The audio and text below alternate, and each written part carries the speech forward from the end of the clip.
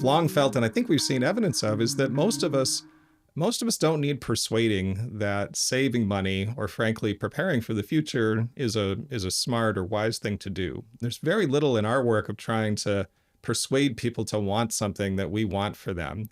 The challenge is just to do it, right? Going back to where we started, when your wages are very tight and they're unpredictable. And so what we're really in the business of is trying to give people opportunities to get over that initial hump.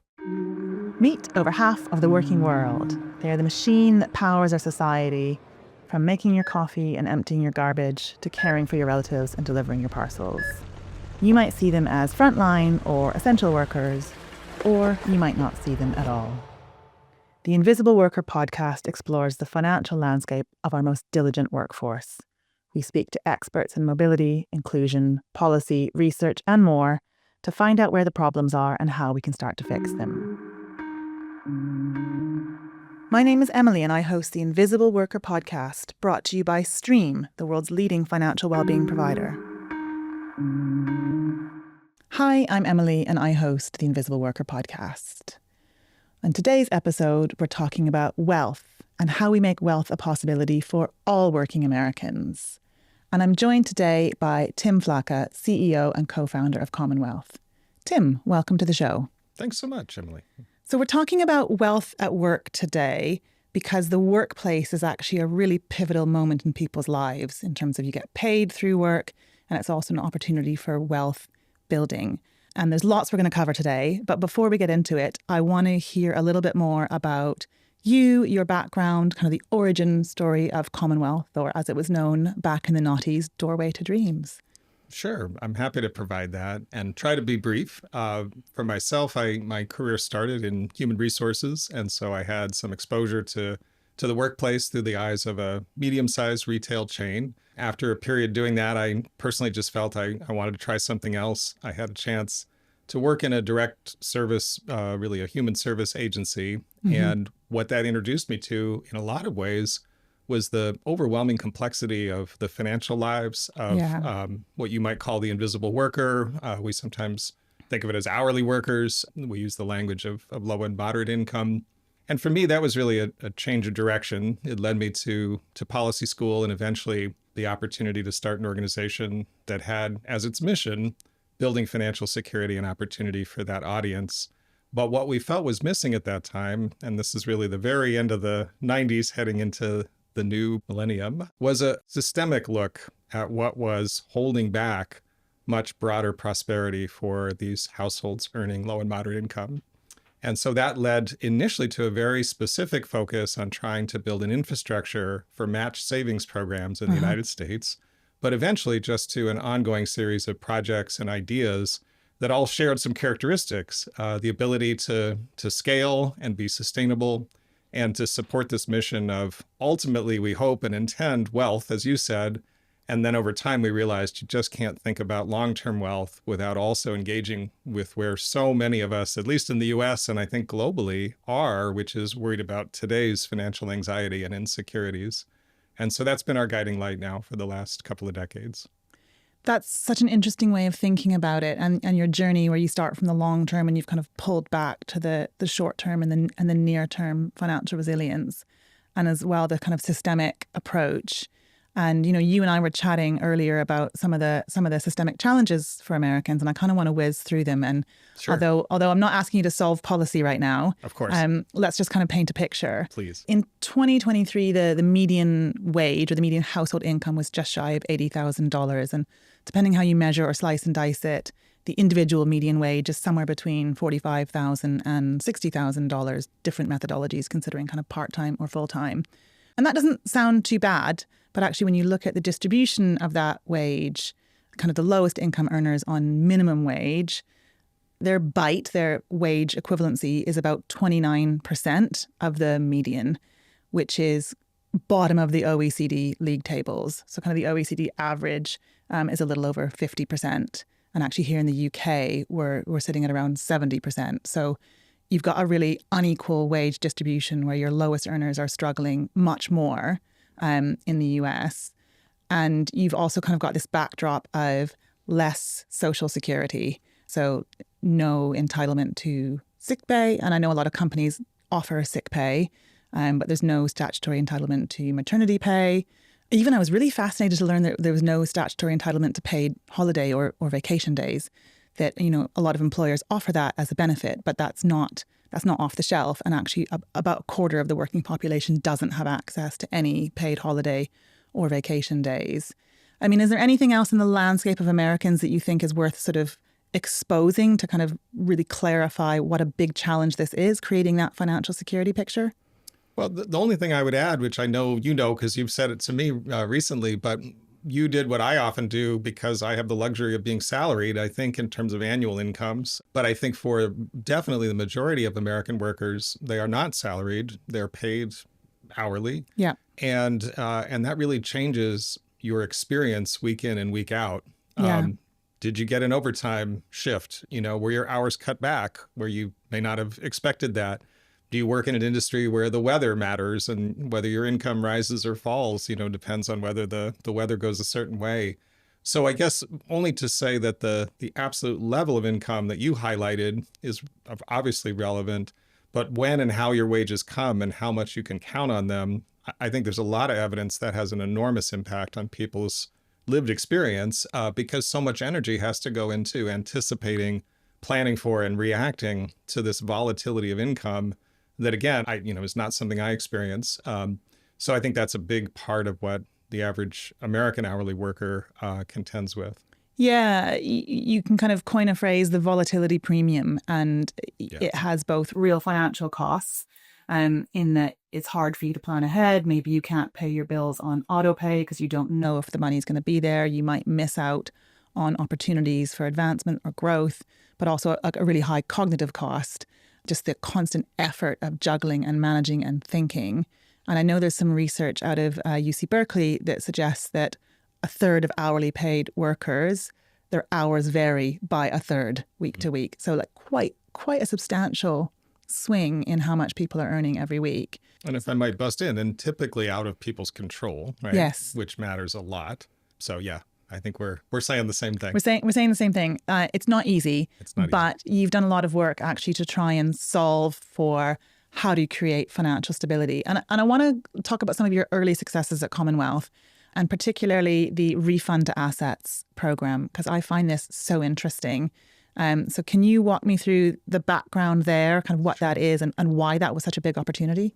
Yeah, and maybe a place to start is something that I think is a little bit unique to the U.S. landscape, because wages honestly are quite low and have been. One of the few areas of relatively bipartisan agreement from a policy perspective is something called the Earned Income Tax Credit, which means if you are in the workforce and you're earning a wage, but it's low, and especially if you have children, you'll be eligible for a refundable federal tax credit that can be very, very large. And the effect of this is that for many households in that minimum wage up to the median or a little below the median, they get very, very large federal tax refunds once a year. To put that in perspective, it could be 20% of your entire annual income coming in a single lump sum payment from the federal government, typically between January and April. And that's huge, 20%. yeah, right. Imagine if any of us saw a fifth of our annual income at a single moment in time. So, the good news is that that's a really powerful and important supplement for people who really need higher wages. The challenging part is that receiving it all in a lump sum when you don't really know exactly what it's going to turn out to be just is distorting and creates weird challenges.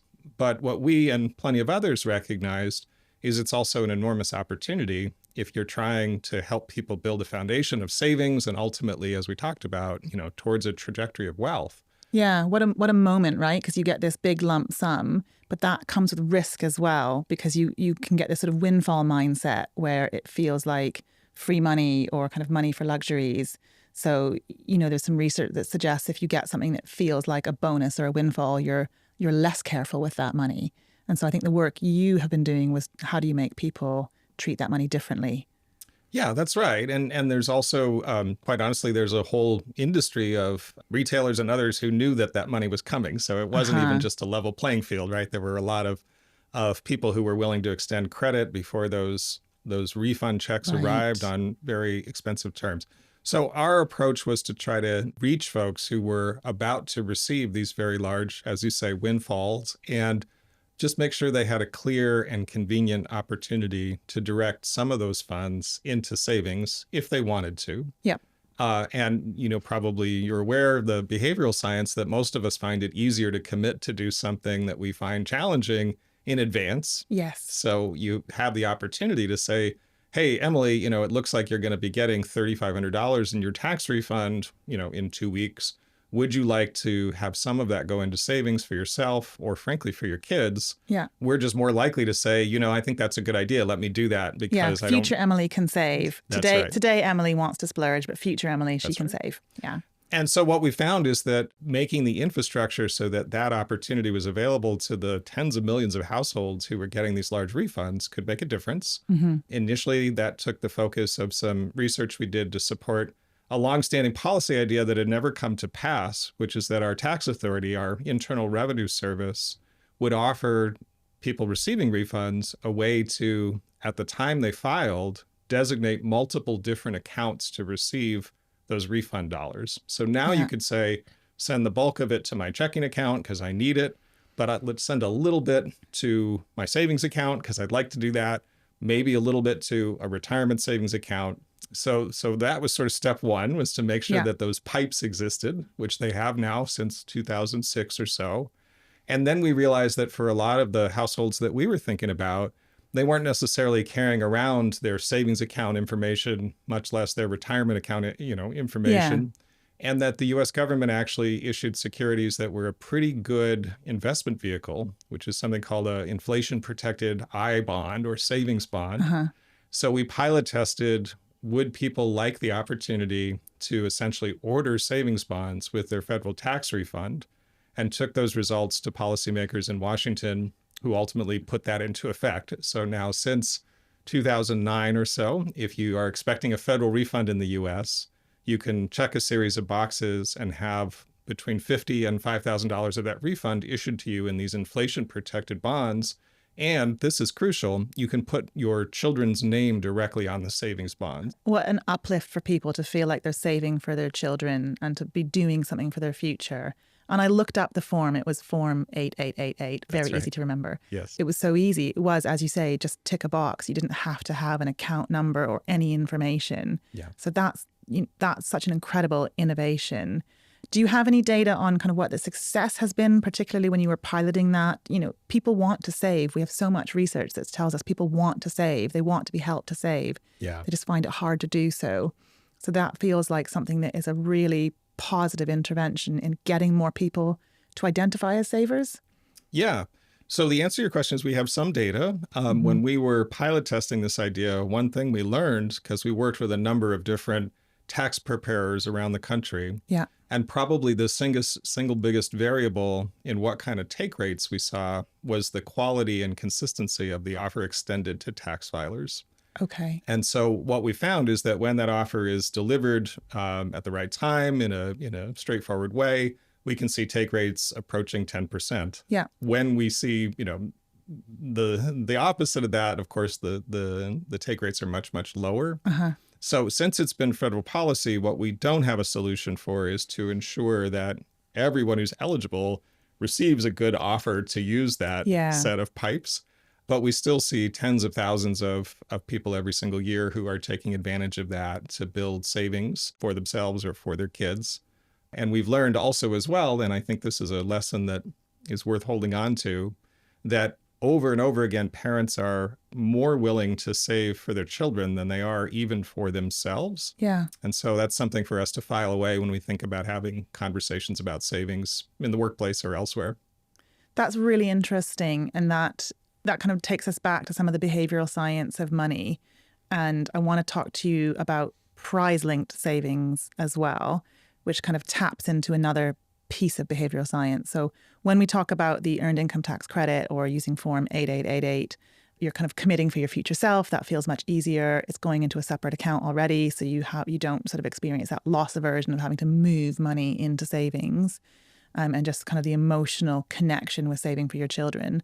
But talk to me a little bit about prize-linked savings, because you also did some work to change the way that financial institutions could incentivize savings. So moving on from a simple interest rate to kind of a lottery-style prize draw. Yeah, yeah. I think you've already previewed it. Most of us know that, saving is often perceived or is in fact some form of self-denial. So that's not a very Yeah. appealing thing to talk about or to think about. And any way to reframe that seemed really interesting.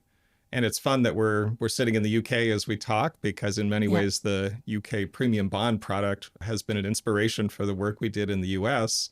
And it's a really simple idea that if you have the certainty of a very modest return on your savings, interest paid, for example, that doesn't tend to be very motivating. But if you have the possibility of a very large return on your savings, now that's exciting. That's Yeah. something you can dream about.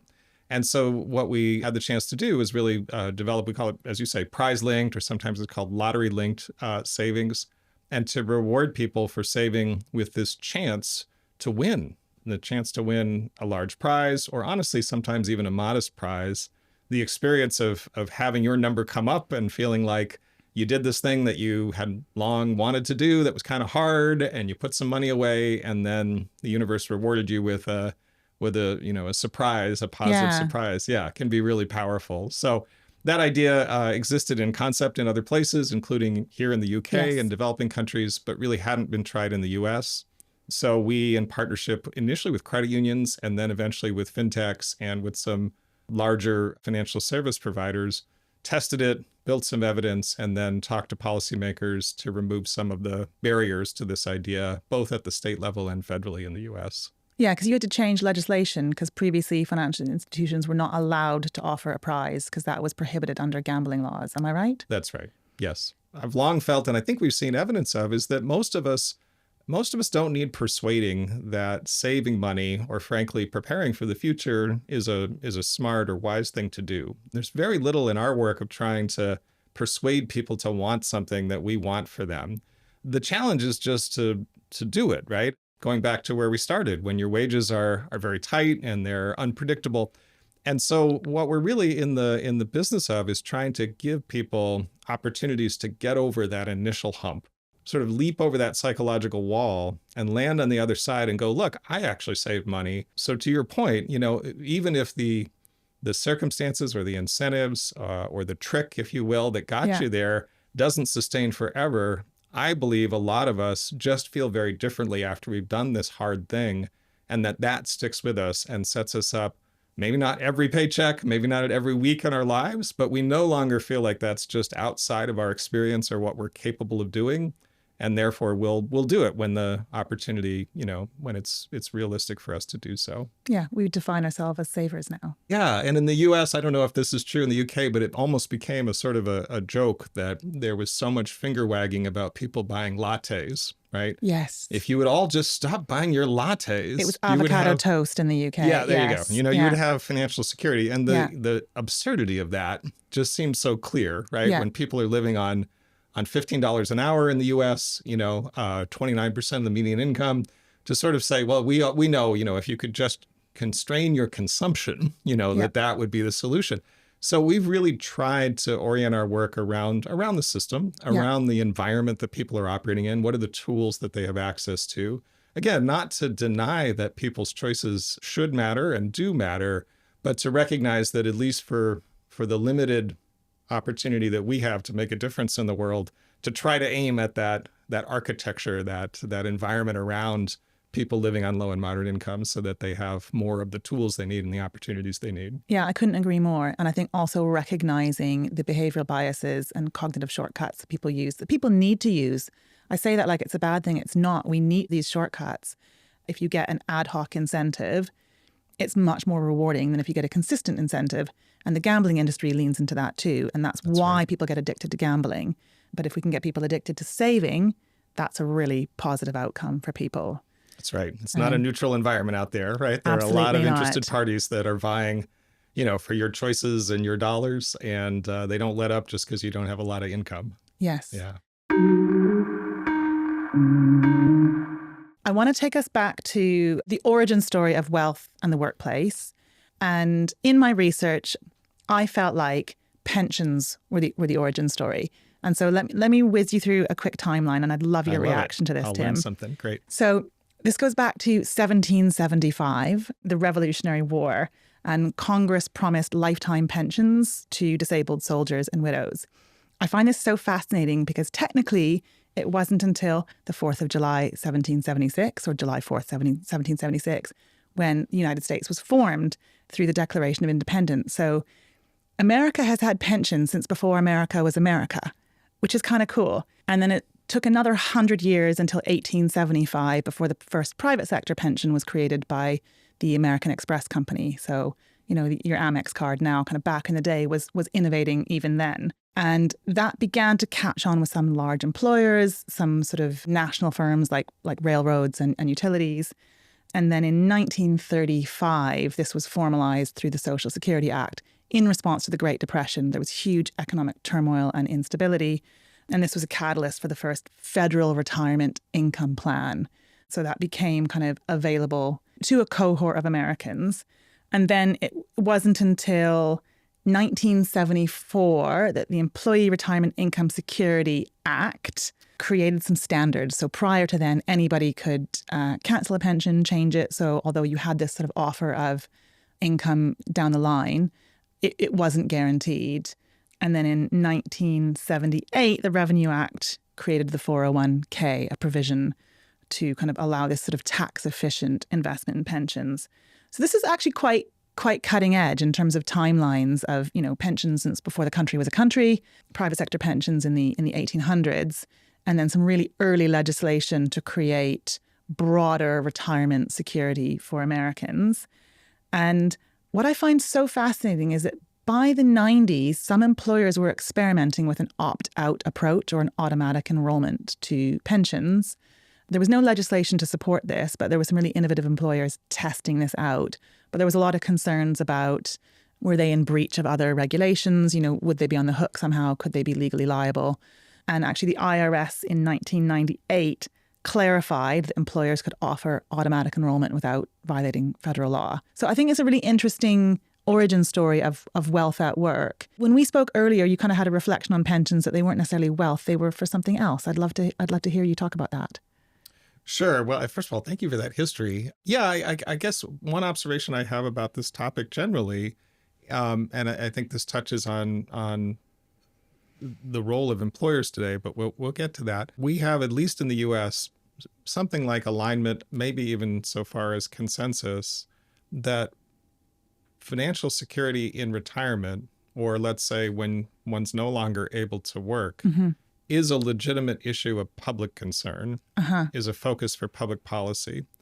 And we don't yet have that about near-term financial security. Yes. So I find that very interesting. And I think in some way that connects to what you were referencing.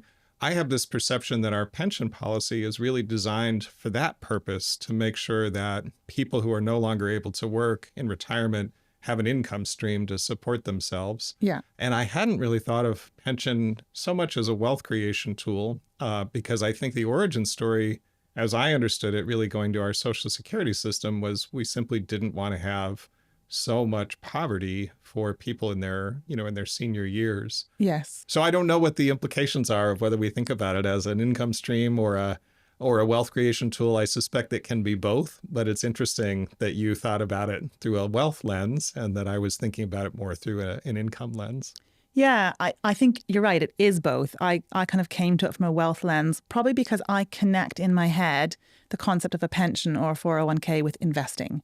Right. So although the outcome is an income stream in later life or when you can no longer work, to me, there's this feeling that when you have a pension, you have a ticket to the game. You are an investor and you are suddenly participating in financial services in a way that you might not have been before. Yeah. And so you start to see yourself in a new light. And I think that's why the change to automatically enroll people into workplace pensions is such a powerful change.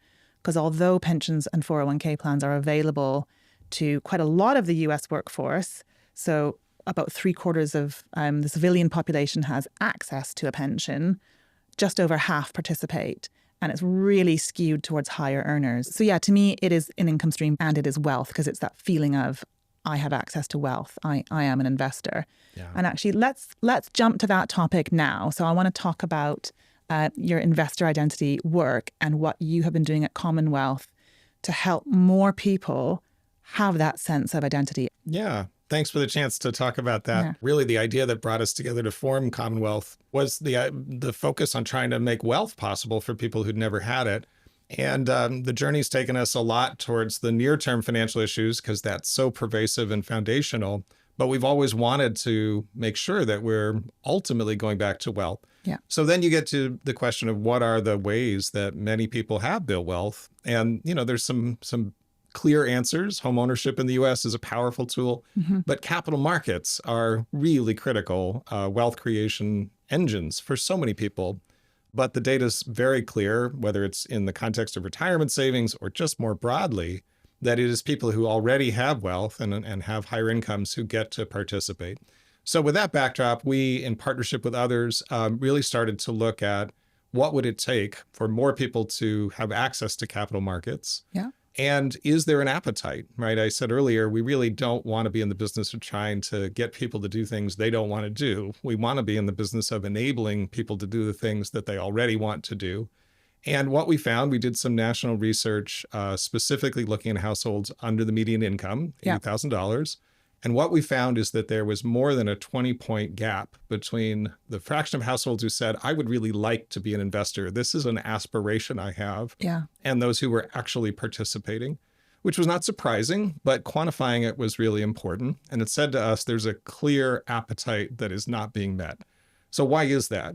And again, lots of research and hard thinking. And we landed on a fairly straightforward framework. And it goes like this. You need to have sufficient resources to be an investor, right? You got to have some money. Yes. You got to have access to products and tools that allow you to actually buy and own securities you have to be financially included. Yeah. Right. We heard a clear desire and appetite for sufficient knowledge about what it means to be an investor.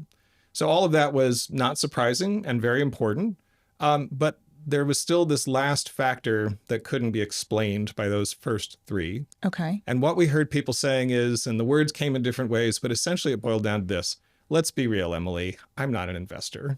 Right. That's not for me. That's for other people. And they look like, essentially, they look like me, and they often hold a briefcase and they're white guys, typically guys. Yeah. And there was this widespread perception that you really needed to be that person to be an investor. And we thought, boy, of all the barriers, right, it's hard enough to make sure people have resources and income sufficient. They have, they're included and they have access in a very tangible way, and that we can meet that demand and appetite for actionable knowledge. That's enough. But to also have this question of, even if we solve all of that, it's just not for me. We need to get beyond that. That's so fascinating, the it's not for me piece and how powerful that is. That's right. Yeah. So we've done various things on that, but the piece I'll just reference quickly was we had the opportunity, actually with support from the NASDAQ Foundation, to run a national demonstration for about 850 low and moderate income beginning investors, where we were able to arrange for that access piece through partnerships with some leading fintechs, Ellevest, Public, Stash. And we were able to provide some seed funding so that they had the opportunity to participate where we provided the resources. But it wasn't much seed funding. $150. Yeah. But it was something, right? So that people didn't have to put their own first dollar in. And that to the extent that we were still in a learning and research mode, that we were absorbing some of the risk associated with that. Yeah. And we found that actually being an investor, having an account, putting your money in, really has an effect on identity. Turns out that 6 months seems to be a real inflection point where people internalize that identity. We found that people past a point will start to participate in different ways, putting their own funds in, referring to family and friends and telling them about what they're doing. So the net is we feel actually quite optimistic that with the right approaches, we can address this investor identity challenge, and that it could be really transformational for whole communities, at the household level or the community level, who have often felt like this is not in the cards for me. Okay. So we're now on a quest really to have those insights inform the entire investment industry, especially the retail investment industry in the US, which is available really to anyone, who'd like to get started.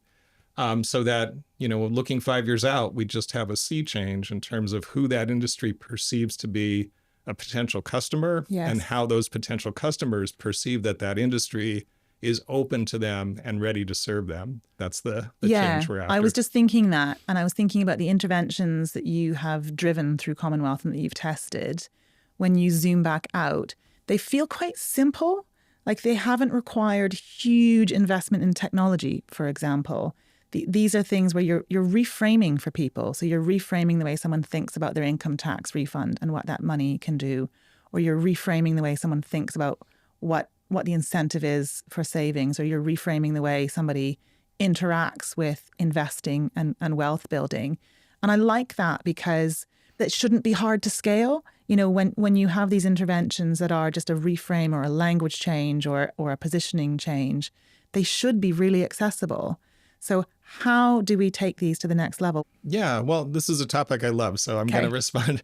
I agree with you 100% that often those of us who are in the social impact business, out of an abundance of earnestness, we tend to start with a blue sky approach of what's the new thing in the world that can make a difference. Yeah. And of course, there's a role for that.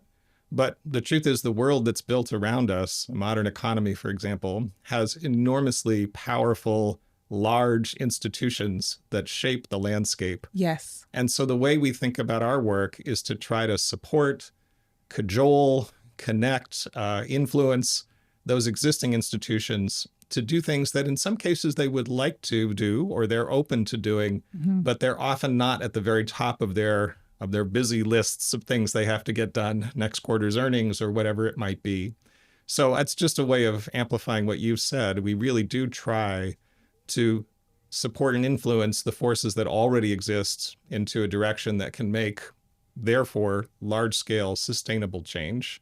Yeah. So in the example of the investing industry, we right now are running pilots with large players in that industry to find out what happens when you change the marketing approach, when you change some of the features, when you are open to listening to customers who, for whatever reason, haven't been on the radar. Does Yeah. that make sense? It makes a ton of sense. Yeah. And it really kind of harkens back to inclusive design principles and the idea that if you solve hard problems for hard to solve for people, you actually open it up for so many more. So by being more inclusive and by building product or creating marketing communications that work for a wider community of people, you actually unlock more than you think you might, because you might open up even more communities who didn't think investing was for them, but kind of now see themselves represented.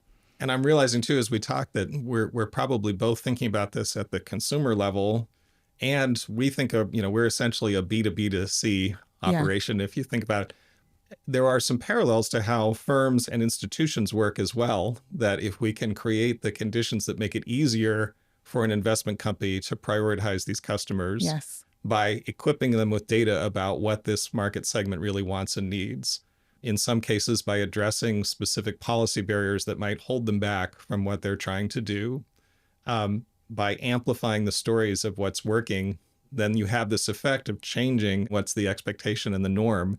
And whether you're an individual or whether you're a corporation, what you perceive your peer set to be doing is a really powerful predictor of what you will do. So if we change what the norm in the investing industry is, then we can see, that's going to have this long-lasting effect on who gets served. Let's talk about the Emergency Savings Initiative, taking it back to that short-term moment of how do you get people the resilience to cope with the here and now. Yeah. And you've done a lot of work on this. Can you walk me through the work that you've done and some of the success that you've seen? Yeah. And I mean, very quickly, just as table set, it's hard to think of a more useful financial tool than unrestricted liquid savings from a household's perspective. Yeah. Right. It's just the most versatile solution if you're caught short. And we talked earlier about the volatility of income. So of all the things we could do for households to help more families have that, even a few $100s of very liquid savings at their discretion is hugely important.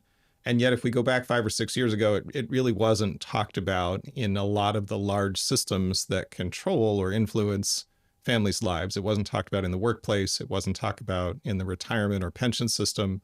Yeah. It often wasn't talked about in financial services. So over that time period, we've had the chance to work on this with many others. BlackRock stepped up with its emergency savings initiative. And what we now have found is that it is a topic of conversation and focus across employers and Yes. benefit providers. Yes, we've seen that shift.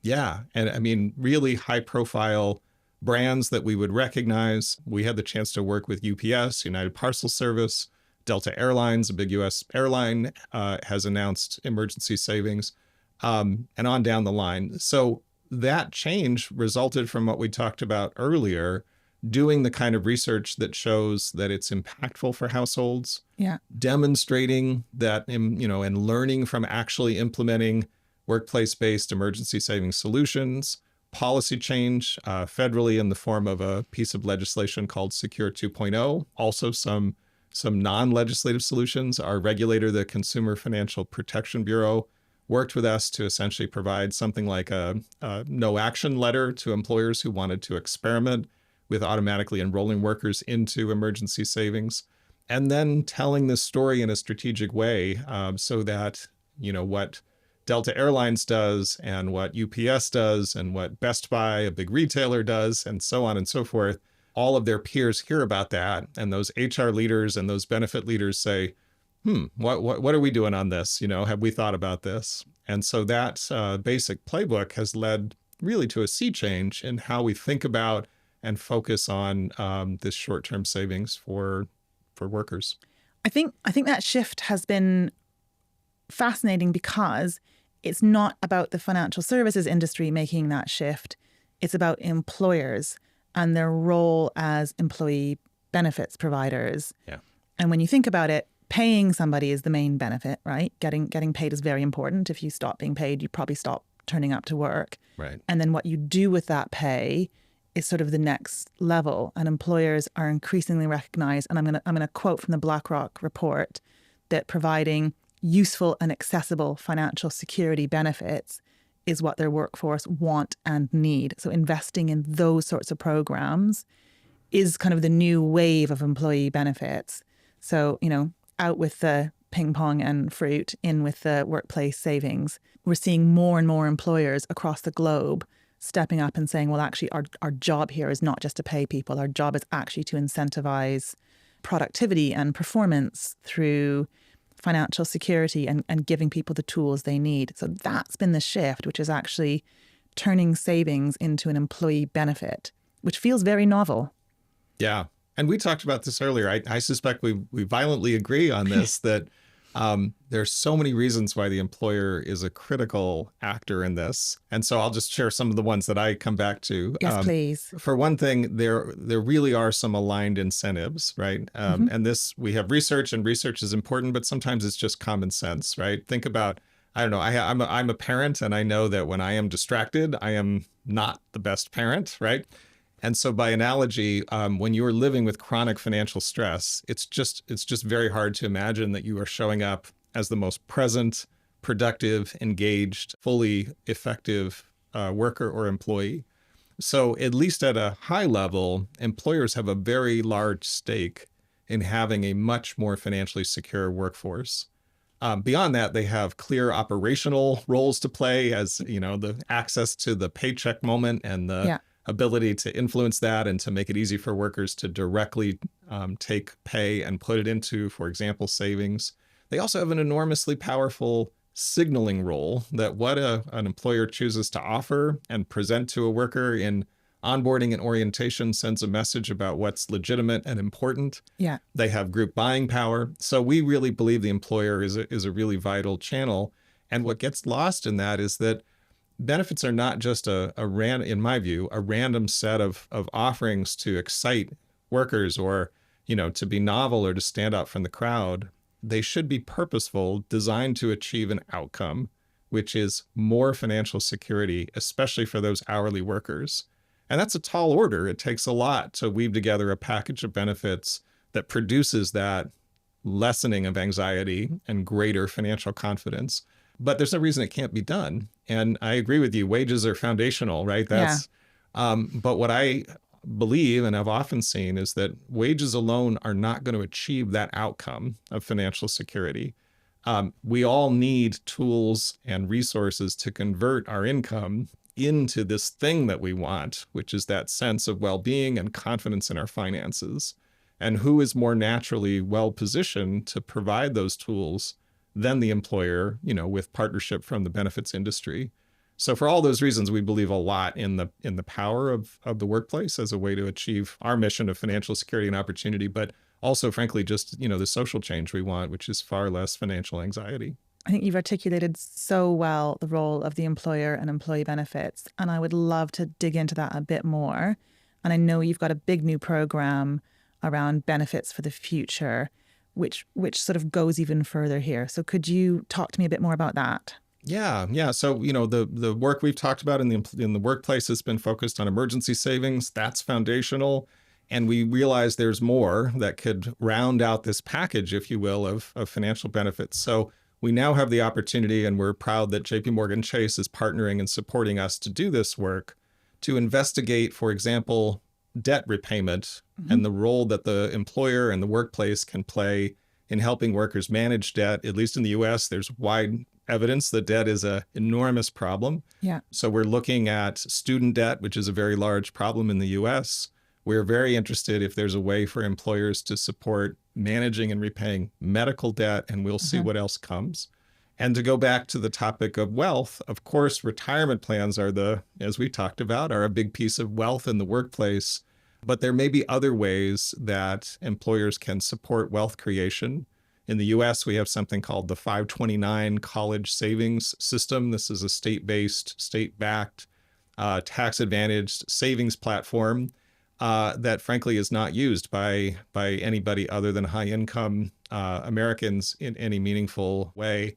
And we wonder if employers could play a role in making that much more widely accessible so that hourly workers have access to sophisticated investment platforms and professionally managed funds to another way into capital markets. Yeah, so being the distribution channel and, as you said, providing that signaling that this is something that you can and should do and it's appropriate. That's right. And you can access it through the workplace. And maybe even contributing as well. So we'll see. These are some of the ideas. And so we have now the luxury and the opportunity to work with some leading employers who want to pilot test, demonstrate, and lead the way on this so that they can pave the way for others to really focus on that financial security outcome that we believe benefits can achieve for workers. I want to get one last thought from you. This is the Invisible Worker podcast. We explore the financial lives of what we call, the unseen working majority. There's so much that's different about the financial lives of the hourly worker compared to the regular salaried worker that I think many people just don't see. And so what is the one thing that's obvious to you through your years of work in this space that you just wish more people understood? Yeah, that's a great question. Hard to distill down. So I'll go with this. I think it's a bit of a paradox. On the one hand, we all want the same things, right? We all want to not have our lives ruled by financial stress. We want to be on a trajectory to be more secure, to build some wealth, to have something to hand on to our kids. So there's a commonality. And to your point, there are some very big differences. So the ones I'd highlight are the volatility, that reality, and the effect of that, which we haven't yet talked about, is it really causes people to be very focused on the here and the now, and for it to be a real stretch to look into the future. And I say that with no judgment. Any of us would be in the same situation when we are literally checking our apps to see when the paycheck arrives and if the next bill will be taken out before or after the paycheck arrives, and whether that overtime I worked is going to hit this week or 2 weeks from now, and if the friend that I lent money to has repaid me the way they said they would. This becomes all consuming. And so I think we just need to bring a lens of empathy and respect for the households who are managing really hard circumstances very creatively, and do our part to extend a hand so that they have better tools and resources to get out of that short term and be able to solve for the long term. And we do it through systematic change. There you go. Thank you so much. This has been a fantastic episode. I've really enjoyed this deep dive into wealth and wealth building through the workplace. My guest has been Tim Flacke, CEO of Commonwealth. Thank you, Tim. Thank you. Before you go, make sure you stay in touch. Please subscribe to the Invisible Worker podcast on Apple Podcasts, Spotify, or wherever you go to listen. That way you can follow along as we release new episodes. Thanks again, and see you soon.